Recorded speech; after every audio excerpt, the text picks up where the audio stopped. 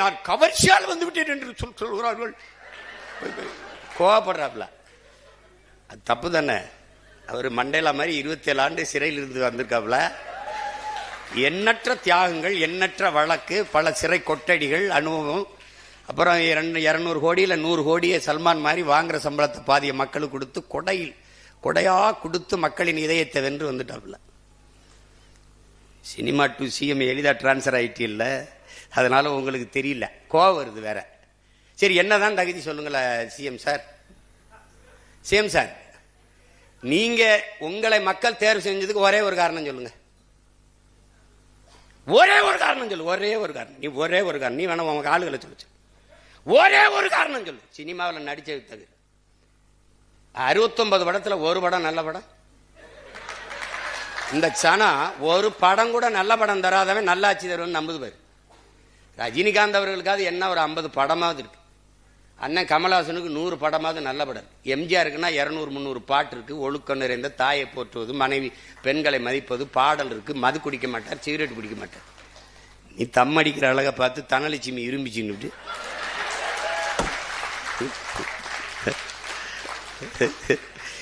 ஏதோ ஒரு கர்மம்.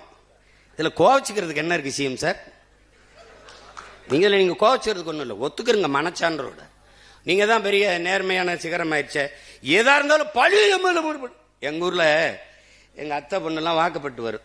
இந்த எங்க அண்ணங்க நீர் கட்டிக்கிட்டு வரும். கட்டிட்டு வந்தா என்ன தச்சு அப்படின்னு, ஐயோ எங்க குழந்தை பெத்தவனும் போயிட்டா, வளர்த்தவனும் போயிட்டா, இந்த உங்க அண்ணன்ட்ட பிடிச்சி கொடுத்து விட்டு ஒரு தோடு உண்டா, தொங்கட்டா உண்டா, கொலுசு உண்டா, மாத்தி கட்டிக்கு ஒரு புடவை தான் உண்டா, நல்ல நாள் பெரியால் தீபாவளி திருநாள் உண்டா, ஒன்றும் கிடையாது. நான் அந்த புலம்பலுக்கு இந்த புலம்பல் என்ன இருக்குது?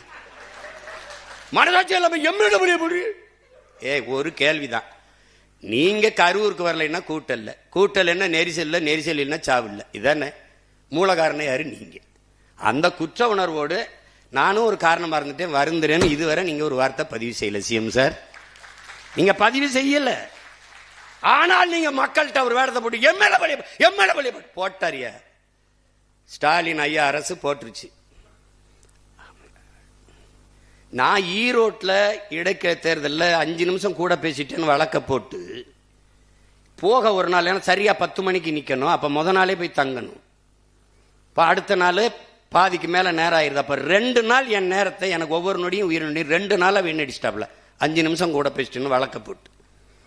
ஆனால் 41 பேர் மரணத்திற்கு ஒரு முதல் தகவலுக்கு ஒரு எஃப்ஐஆர் கூட பதிவு பண்ணாத கோழை அரசு திமுக அரசு.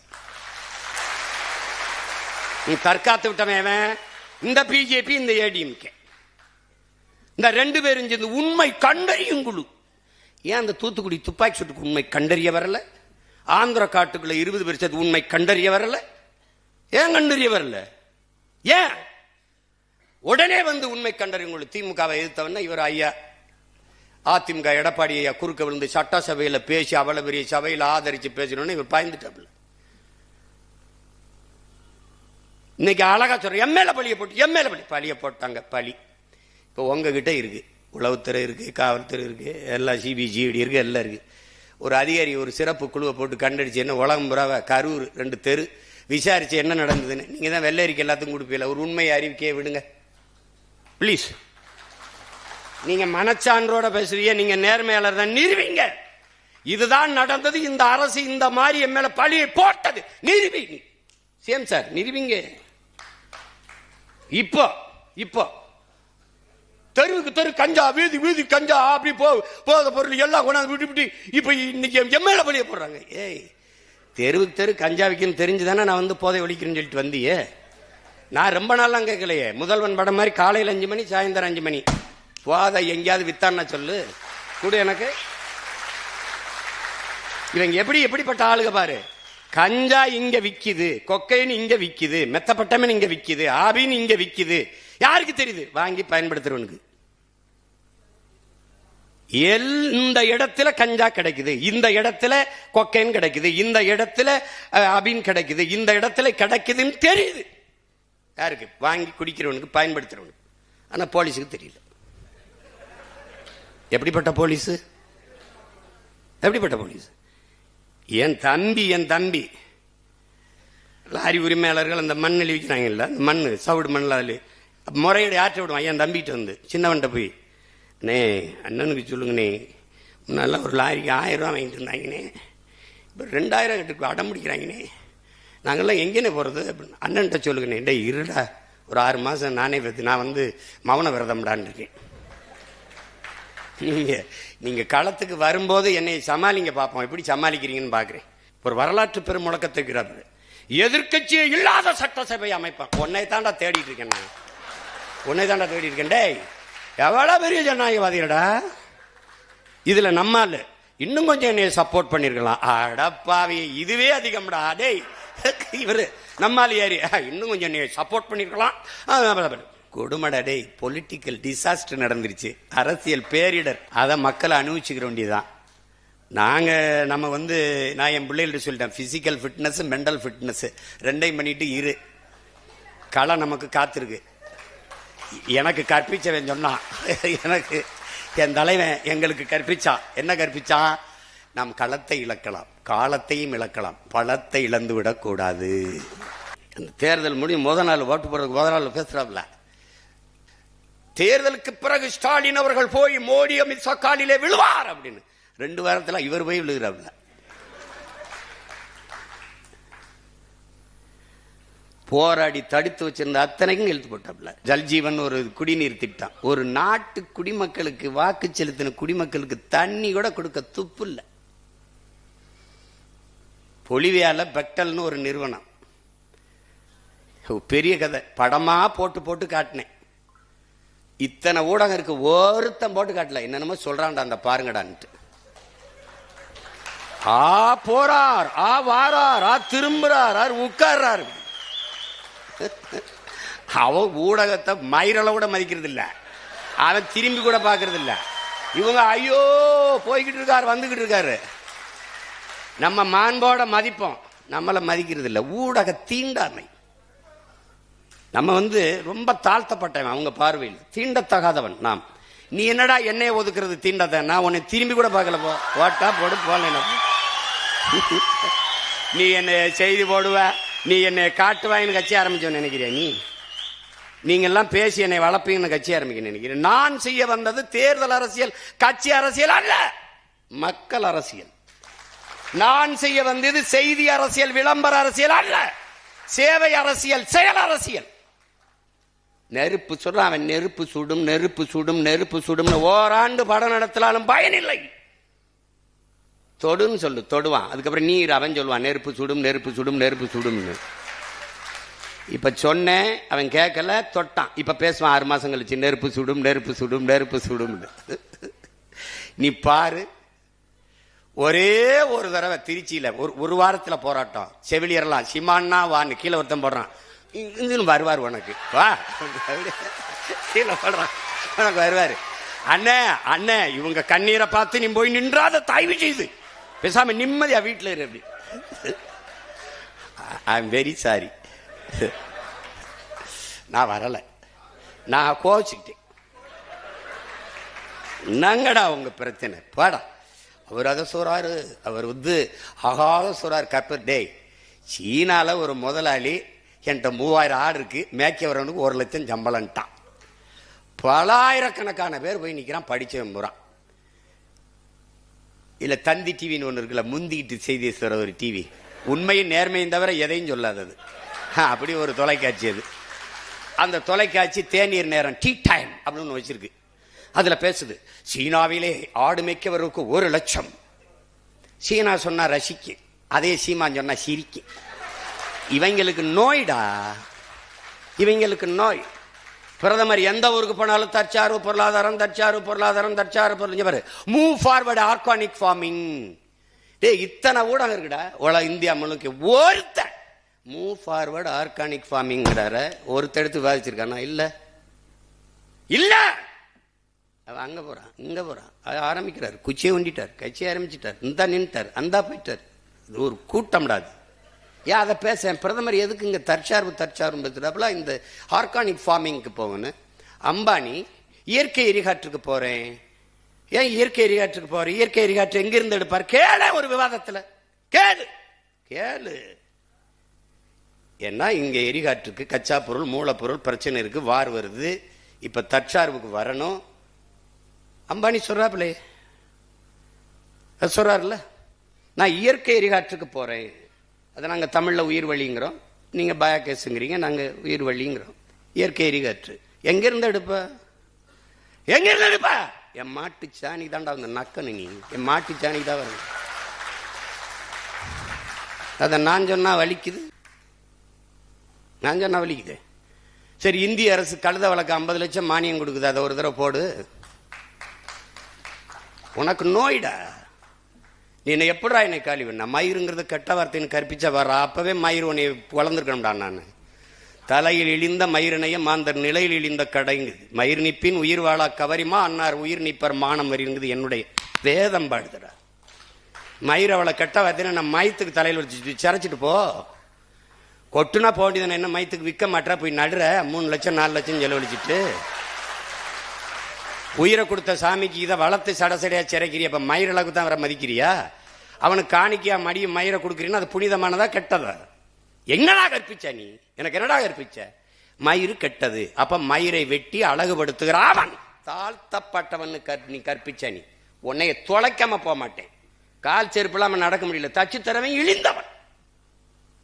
நீ இப்படி நோயாக்குனாடா இன்னையே.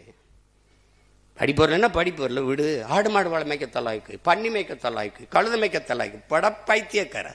என் தம்பி லியோடா மரபு வழி வீடு கட்டுறவன்டா, காரைக்குடியில் எங்க ஊருக்கு செட்டிநாடு வீடு மாதிரி. என் தம்பி லியோ தருமபுரியில் ஒருத்தர் வீடு கட்டுறான்டா, படையாச்சிடா, 2 கோடிக்கு கட்டுறான்டா வீடு. இந்த வீடு அப்படி பங்களா மாதிரி கட்டுறான்டா, மரபு வழி மாறாம. அப்படி ஒரு சாந்து, ஒரு சொட்டு சாந்து இல்லடா, செங்கல் சுண்ணாம்பு வச்சு கட்டுறான்டா. குளிருட்டி தேவையில்ல, மின் விஷயத்தை விட குழு குழுன்னு இருக்கும்டா, கட்டுறான்டா. என் தம்பி, என் சொந்த தம்பி கட்டுறான்டா, என் கட்சியில் இருக்க பிள்ளை. அவன் சொல்றான், வீடை பார்த்து, தம்பி இன்னும் எத்தனை கோடி வேணா, 2 கோடிக்குள்ள முடியும், இன்னும் எத்தனை கோடி வேணாலும் செலவழிப்போம், நீ பண்ணு. ஐயா என்னையா வருமானம்? நான் பண்ண வச்சிருக்கேன்யா, பண்ண வச்சிருக்கேன். ஏய் நான் சத்தியம் பேசுறேன்டா, எங்க அப்பா மேல ஆனையா, உண்மையை சொல்றேன். இந்த வரை அலைபேச்சியில் இருக்கு என்ன, இந்த தஞ்சாவூர் தான் போயிட்டப்பா சொல்லுவான், கட்டிக்கிட்டு இருக்கான் தருமபுரியில். பண்ணி வைக்கிறேன், 10 குட்டி வாங்கி விட்டையா, 6 கோடி வரும்யா. அது எனக்கு 6 கோடிக்கு பண்ணி இருக்கு, நீ கட்டியான்னு இருக்க. படையாச்சி பண்ணி வளர்த்து சம்பாரிச்சுக்காண்டா, பைத்தியக்கார பயல. எங்க பொருளாதாரம் இருக்குன்னு தெரியாது, கிறுக்கா. அரசா மருத்துவமனைக்கு வெளியில் வரும்போது கழுதப்பால் ஒரு இது 1000 ரூபாய்டா, ஒரு என்னது அது சொல்றது, ஒரு சங்க 1000 ரூபாய்டா, மருந்துடா. கழுத மேய்க்க தலாய்க்கு, ஆடு மாடு மேய்க்க தலாய்க்கு. டேய் நீங்கெல்லாம் அறிவு இருக்கிறவங்களாடா.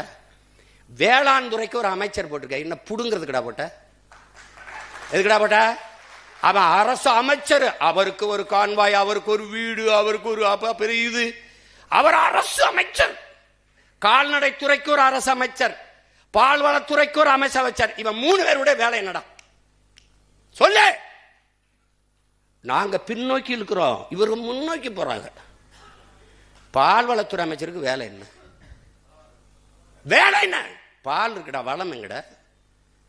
கால்நடையே இல்லை, எதுக்குடா கால்நடை துறைக்கு தண்ட கர்மாந்திரத்துக்கு அமைச்சர் போட்டு கேட்டீங்க வாடா? எதுக்கு போட்ட? வேளாண் பல்கலைக்கழகம், வேளாண் கல்லூரி, வேளாண் துறைக்கு அமைச்சர். அப்ப அவனுக்கு எங்கடா வேலை கொடுப்ப? வேளாண்மை அரசு பணி ஆக்குனாதான்டா அவனுக்கு வேலை கிடைக்கும். இப்ப வேளாண் துறை அமைச்சருக்கு வேலை என்ன? கால்நடைத்துறை அமைச்சருக்கு வேலை என்ன? அதான் எப்படிப்பட்ட அறிவாளிகள்கிட்ட சிக்கிட்டேன் பத்தியில. அவன் என் தம்பி ஒருத்தர் இருக்கான் பார்த்திபன், அவன் போக்குவரத்து துறைக்கு அமைச்சராக போட்டிருக்காப்ல. அவன் அங்க ஊர் மாவட்ட ரசிகர் மன்ற தலைவர். வால்வோ பஸ் உரிமையாளர்கிட்ட போய், நீ தாண்டா ஓட்டுற வால்வோ பஸ், கவர்மெண்ட் தாண்டா ஓட்டுது. அது நீ தம்பி சாப்பிட்டு வந்திருக்க, நான் பசுவோடு இருக்கேன். அது இல்லையே அவர் சொல்றதுக்கு, இது இல்லையே பதில். அது முன்பதிவு செஞ்சவங்க எல்லாம் விட்டுட்டு இங்க காத்திருந்தவங்களை ஏத்தி விட்டேன் அப்படின்னு. எப்படி இருக்கு? பாட்டுலுக்கு 10 ரூபா, பாட்டுலுக்கு 10 ரூபா, பாட்டுலுக்கு 10 ரூபாயின்ட்டு அதிகாரத்துக்கு வந்தோன்னா பாட்டுலுக்கு 10 ரூபா அப்படிலாம் கிடையாது. அதெல்லாம் நிறுத்த முடியாதுங்க, ஒரே நாள் சினிமா மாதிரிலாம் முடியாது. யார் அமைச்சர் வியாக்கியானம் இல்ல, அங்க ஊழியர்களுக்கெல்லாம் அவர்களுக்கு காசு செலவுக்கு இந்த பாட்டில் எடுத்து வைக்கிறது, அதுக்கெல்லாம் அது 10 ரூபாய்க்கு வித்தாத்தான் அப்படின்னு. இவ்வளவு தர்ம நியாயத்தை உங்காலும் சொல்லலப்பா. மதுரையில் பேசும்போது நம்முடைய மாண்புமிகு முதல்வர் ஐயா அவர்கள், இந்த மீனவர்கள் இதற்காக நீங்கள் மோடிஜி நீங்கள் கச்சத்தீவை மீட்டு கொடுத்துருந்தா அது போதும். இப்ப மீன்வளத்துறை அமைச்சர்கிட்ட, சார் இந்த கச்சத்தீவை மீட்கிறது அதிகாரி 3 தடவை நோ கமெண்ட்ஸ். அமைச்சர் அது இப்ப நம்ம பேச தேவையில்லை, நோ கமெண்ட்ஸ். ஏண்டா நோ கமெண்ட்ஸ் சொல்றதுக்காடா இவ்வளவு பேர் கிளம்பி வந்தீங்க? அவன் அந்த அமைச்சர் பெருமகன், நாங்க தூத்துக்குடிய ஒரு போர்ட் நகரமாக, துறைமுக நகரமாக, அதான் எங்க தலைவருடைய. டேய் அது துறைமுக நகரம் தான்டா அது. ஏடா இப்ப நம்ம கடல்ல விழுந்து சாகிறதா இல்ல கிணத்துல விழுந்து சாகிறதா? எங்க எந்த பக்கம் போறது? எங்க பார்த்தாலும் முட்டுச்சந்து மூத்திரச்சந்தாரு. கருமம். 1.25 மணி நேரத்தில் 436 திட்டங்கள்னா ஒரு திட்டத்துக்கு 3 நொடி செலவழிச்சிருக்கேன். 3 நொடி தானே? 3 2 6 நொடி. 6 நொடியில் ஒவ்வொரு திட்டம். அந்த 436 திட்டங்களையும் நம்முடைய மாண்புமிகு அமைச்சர் ஐயா நிர்மல் குமார் அவர்கள் படிச்சுட்டாங்கன்னா, ஓ இவ்வளவு திட்டங்களை பேசியிருக்கீங்களா? நீங்களும் உங்க திட்டம்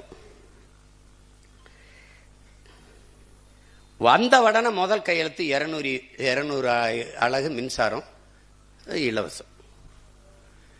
மின்துறை அமைச்சர் 2,50,000 கோடி கடன் இருக்கு அப்படின்னு. அது எங்களுக்கு தெரியும், உங்களுக்கு தெரிஞ்சதா இல்லையா? தெரியாம தான் போட்டிட்டீங்களா? தெரிஞ்சு போட்டிடும் போது 200 யூனிட் 200 அலகு மின்சாரம் இலவசமா தரேன்னு என்ன இதுக்கு சொன்னீங்க? இதுக்கு அத்தனை கோடி பிரச்சனை இருக்கும்போது எடுத்தவன முதல் கையெழுத்து 200 யூனிட் மின்சாரம் இலவசம். டே மின்சாரத்துக்கு கொடுறா, அப்புறம் இலவசமா கொடுக்கறதா இல்லையான்னு யோசிப்போ. மானங்கெடுது. எம்எல்ஏவே நின்றுக்கிட்டு நான் எம்எல்ஏ வெளியூருக்கு போயிட்டாங்கிறேன் நம்பிட்டு வருது சனம். ஏன்னா சனண்டே நம்ம தான் எம்எல்ஏன்னு தெரியல. முதல்வருக்கே தெரியாது எத்தனை பேர் எம்எல்ஏ, எவனுக்கு சீட்டு கொடுத்தோம், எந்தெந்த தொகுதின்னு தெரியாது. ஓட்டு போட்டவனுக்கும் தெரியல, சீட்டு கொடுத்து நிறுத்தினவனுக்கும் தெரியாது யார் எம்எல்ஏ. எங்க மொத்த பேரையும் அப்படி சொல்லு 108 பேரையும் 107 பேர். மக்கள் விரோத ஆட்சியை மக்கள் விரோதம். எது மக்கள் விரோதம்? ஒருத்தர் 2 தொகுதியில் நிக்கிறதாண்டா முதல் மக்கள் விரோதம். இன்னொரு ஜனநாயகத்தில் இன்னொருக்கான வாய்ப்பு பறிக்கப்படுகிறது, முதல் விரோதம். 2வது, நீங்க 2 தொகுதியில் வென்று ஒரு தொகுதியை பதவி விலகிற போது வலுக்கட்டாயம் அங்கு ஒரு இடைத்தேர்தல் திணிக்கப்படுகிறது. அந்த தேர்தலுக்கு குறைஞ்சது 10 நாள் 15 நாள் விடுமுறை விடணும். அங்க இருக்கிற அதிகாரிகள் வேலை செய்யணும், அங்க இருக்கிற பள்ளி கல்லூரி விடுமுறை விடணும், எல்லா அதிகாரிகளும் வேலை செய்யணும். அதுக்கு குறைஞ்சது 20 கோடி செலவு பண்ணணும். நீங்க விலகுனதோட இல்லாம பல பேரை விலக சொல்லி வேற சேர்த்துட்டிய. ஏன்னா நீங்க தூய சக்தி இல்ல. நீங்க அது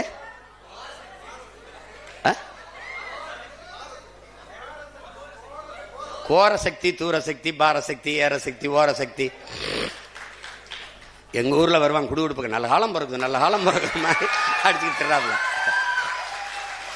ஏதோ ஒன்று. அதுல கடைசி இதை மறந்துட்டாப்ல, தூந்து போன சக்தி கண்டுபிடிச்சிட்டாப்ல. அது நசீருதீன் சார் சொல்றாப்ல, புகழ்பெற்ற நடிகர், உங்களுக்கு இந்த நகரம் தீப்பற்றி எரிகிறதுல வருத்தம் இருக்கு, எனக்கு இந்த பைத்தியக்காரங்கையில தீப்பெட்டி எவன் கொடுத்துருங்கிறது வருத்தமா இருக்கு சொல்லியிருக்காப்ல. அது மாதிரி கொடுமையான ஒரு கூட்டமிடாது அவர் எழுதாப்ல. நான் என்ன கேட்கிறேன் இந்த காங்கிரஸ் பெருமக்கள்கிட்ட, நீங்க எல்லாம் சோத்துல உப்பு போட்டு சாப்பிடுறீங்களா?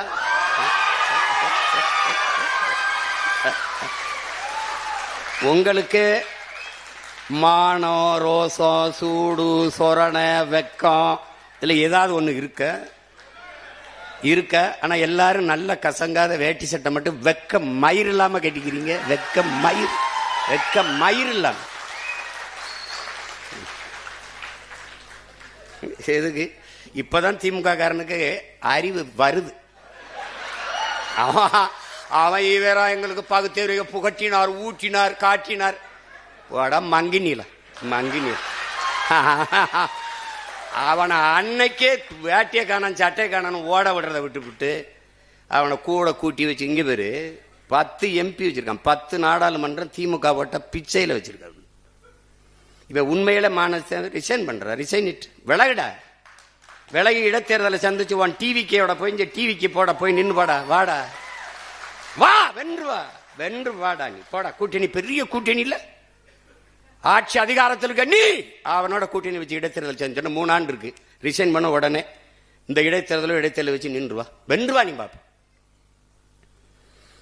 திமுக தயவுல இந்த தேர்தலில் ஒரு மாநிலங்களவை உறுப்பினர் சீட்டு அவன் யாருன்னே தெரியல, பேரு வாய்க்குன்னு இல்லை. இந்த காங்கிரஸை ஏன் கொல்லணும்? ஏன் இந்த இடத்துல எங்க மாமா திருநாவுக்கரசுக்கோ இல்ல ஐயா தங்கப்பால் மாதிரி மூத்ததில் இருக்கோ எங்க மாமா திருநாவுக்கரசுக்கு அந்த இடத்த கொடுக்க கூடாத அந்த மாநிலங்களவை உறுப்பினரா? பேரை இன்னைக்கு வரைக்கும் எனக்கு ஞாபகத்தில். காலையில கூட கேட்டேன் எங்க அண்ணன்ட்ட, அண்ணன் அந்த யாருன்னு ஏதோ சொன்னார், தஸ்கோவிஸ்கி மாதிரி ஏதோ ஒன்று சொன்னாப்ல. அவர் நாக்பூர்ல வேலை செய்யறாரு, நாகாலாந்துல நல்லா வேலை செய்யறாரு. ஏன் ஊருக்கு என்ன வேலை செய்வது? இந்த திமுகவால தேர்வு செய்யப்பட்டு போன நாடாளுமன்ற உறுப்பினர்கள் என் நிலத்திற்கு, என் மண்ணுக்கு, என் மக்களுக்காக பேசிய ஒரு வார்த்தை விடு. இந்த மாநிலங்களவை உறுப்பினராக சென்றவர் என் மண்ணுக்கு மக்களுக்குமாக என்ன பேசுவர்? இப்போது இந்த டிவிகே ஆட்சி இவர்களால் தேர்வு செய்யப்பட்டு இன்னைக்கு போயிருக்காரு ஒருவர் மாநிலங்களவை உறுப்பினர். இவர் மீதி இருக்கிற 2 ஆண்டுகளில் என்ன பேசுவார்? வாக்கு என்னது? என் மக்கள் இது எப்படி இருக்கு? இங்க பாருங்க, இந்த டிவிகேக்கு காங்கிரஸ் ஓட்டு இல்ல, இந்த காங்கிரஸ் வெல்வதற்கு டிவிகே ஓட்டு இல்ல. ஆனா தேர்தலுக்கு அப்புறம் 2 நல்ல ஓட்டு. எப்படி? 5 உறுப்பினர் வச்சா 2 அமைச்சர் வச்சிருக்கான். அதுல ஒரு மாநிலங்களவை வாங்கிட்டு போறது. இந்த மாநிலங்களவை உறுப்பினர் திமுக வீட்டில் தட்டேந்து ஒரு சீட்டு, இந்த டிவிகே வீட்டில் தட்டேந்து, வீடு வீடுக்கு கையேந்தி பிச்சை எடுக்கிறது, இந்த வீடு கட்சிக்கு கட்சி தட்டேந்து இந்த சீட்டு வாங்குறதுக்கு வித்தியாசம் என்ன இருக்கு உனக்கு? நீ எதுக்கு இது ஒரு கட்சின்னு வச்சுக்கிட்டு பேசிட்டு இருக்க? நீ எதுக்கு ஒரு கட்சின்னு வச்சு பேசிட்டு இருக்க? நீ இது ஒரு கட்சி. இப்பதான் தெரியும் திமுகவுக்கு. அப்பவே ஒருத்தன் சொன்னானையா, கேட்கலையே. இப்போ போறவர்கள் பதவிக்காக போவார்கள், வேற எதுக்கு? மக்கள் உதவிக்காக போவார்கள். அவ்வளவு மகான்களா, புற மகாத்மாக்களா? விலகு. எங்கூர்ல ஒரு மகான் வென்றிருக்காப்ல, ஐயா ராஜீவ் காந்தியுடைய சொந்த சின்னத்தா மகன், அருமைச்சவர் ராகுல் காந்திக்கு very close relation, Manik Thakur அவர் பேரு. அவரு தம்பி உதயநிதி கிட்ட கேள்வி கேட்கிறாப்ல, தமிழக முதலமைச்சர் மேகதாது அணைக்காக மோடி அவர்கள் பிரதமர் மோடிக்கு கடிதம் எழுதியிருக்கிறார், நீங்கள் ஏன் சைலண்ட் மோடுக்கு போனீர்கள்? இப்ப இது உதயநிதி நாடு ஒண்ணு மட்டும் இல்ல, இது ஏன் நாடு, இது என் உரிமை. மேகதாதில் அணை கட்டியே தீர்வேன் என்று சொல்பவன் எவன்? அவன் யாரு? காங்கிரஸா இல்ல வேற கட்சியா? அவன் யாரு? இவங்கள மாதிரி ஒரு கேடு கட்டம் பிறந்த சிவகுமார் முதலமைச்சர் இருக்கார். அவரு ஓ விஜய் வெரி இம்மெச்சூர்டு பாலிட்டிஷியன். அவன் சொல்லியிருக்கான் இம்மெச்சூர்டு பாலிட்டிஷியன். அவர் சொல்றாரு இம்மெச்சூர்டு பாலிட்டிஷியன், அது தமிழ்நாடு டிஎன்சி, அதை தமிழ்நாடு காங்கிரஸ் அவரோட கூட்டணி வைக்கும், அகில இந்திய காங்கிரஸ் திமுகவோட தான் இருக்கும்னு. என்னடா கட்சி இது? என்னடா கட்சி? அவர் ஒண்ணு பேசியிருக்காருல்ல, பேசிட்டு போறாப்ல. தங்கச்சி சோதிமணி ஒரு கட்சி வச்சிருக்கு, இவங்க ஒரு கட்சி வச்சிருக்காங்க, எங்க ஐயா சிதம்பரமா ஒரு மகன் ஒரு கட்சி வச்சிருக்காங்க. இப்ப நான் என்ன சொல்றேன், ஐயா மாணிக் தாகூர் அவர்கிட்ட, என் அருமை சகோதரன்ட்ட, என் உடன் பிறந்தார்ட்ட கேட்கிறேன், உங்களுடைய தன்மானத்தை, உங்களுடைய கட்சியின் மீது இருக்கிற பற்றை நான் மதிக்கிறேன். ஆனால் நீங்க திமுக வாக்குல தான் வென்றிருக்கிறீங்க. நீங்க ஒரு 2000 வாக்கு வித்தியாசத்துல தம்பி விஜய் பிரபாகரனை வீழ்த்திருக்கீங்க. அதெல்லாம் நான் வெற்றியாவே கருதல, போனா போதுன்னு விட்டாங்க. இப்ப நீங்க இந்த பதவி விலகுங்க. விலகிட்டு திமுகவை கடுமையா சாடுங்க, டிவிக்கு கூட்டணியில் வந்து நில்லுங்க, போட்டி விட்டு வெல்லுங்க, என்ன வேணாலும் பேசுங்க. இவர் வாயை திறந்தா மன்னராட்சி வாரிசு அரசியல். மன்னராட்சி வாரிசு அரசியலின் ஆர்ஜின் இருக்குல்ல, தோற்றுவாயிருக்குல்ல, மூலம் இருக்குல்ல, அவர் உன் பக்கத்துல தான் இருக்காப்ல. யாரு? நம்ம ஐயா ராகுல் காந்தி. ராகுல் காந்தி இருக்காரு, அவர் என்ன புதிதா ஏழை எளிய மகன் கட்சி ஆரம்பிச்சிருக்காப்லையா? எவ்வளவு வசதியா பாருங்க. இது மன்னராட்சி, ஆம், இது வாரிசு அரசியல், சரிதான். ஆனால் இந்த வாரிசு அரசியலின் முன்னோடி மூலம் காங்கிரஸ். காங்கிரஸ். என்னுடைய தங்கை சுவிஸ்ல இருக்க, போராளி. அவளுக்கு ஏதோ நள்ளிரவுல அவளுக்கு ஏதோ அவளுக்கு உறக்கவில்லை, நமக்கு இது போட்டு அழுதா. அவ என்ன சொல்றா, நான் கூட பதிவு பண்ணேன். நான் ஏதோ வருத்தத்தில் இருப்பேன் நினைச்சு, நீ கலங்காத, நீ தைரியமா போ. நீ பார்த்து, உன்னை பார்த்த மாவீரர்கள், உன்னை பார்க்காத மாவீரர்கள் இருக்காங்க, நீ பார்த்து செத்த மாவீரர் திணைவு இருக்காங்க. அவங்களுடைய ஆன்மா, அவங்களுடைய கனவெல்லாம் உன்னை கைவிட்டுறாது. நீ நம்பிக்கையோட போ, நம்பிக்கையோட போன்னு அவ என்னை இது பண்றா. அது மாதிரி இது ஒரு மேடையில் பேசிட்டு வேர்க்கவருக்கு இறங்கி போனேன். ஒரு தாய் வந்து என்னை முட்டுவாய் பிடிச்சிட்டு, சிமா ஐயா, இப்படி கத்தி கத்தி வேற கூட இப்படி தொண்டை தண்ணி கத்திரியே இந்த மக்களுக்கு, உன்னை பார்த்தா பாவமா இருக்குயா அப்படின்னு நான் சொன்னேன். நான் வேர்வை தான் சிந்துறேன், எனக்கு முன்னாடி நிறைய பேர் ரத்தத்தை சிந்திட்டான், நான் உணர்வை தான் கொடுத்து கத்துறேன். இதே நோக்கத்துக்காக என் முன்னவர்கள் உயிரே கொடுத்துட்டாங்க, நான் ஒன்றும் இல்லை தாயே, நீ என்னை பற்றி கவலைப்படாதேன்னு சொன்னேன். அதை தான் நானும் உங்களுக்கு சொல்றேன்.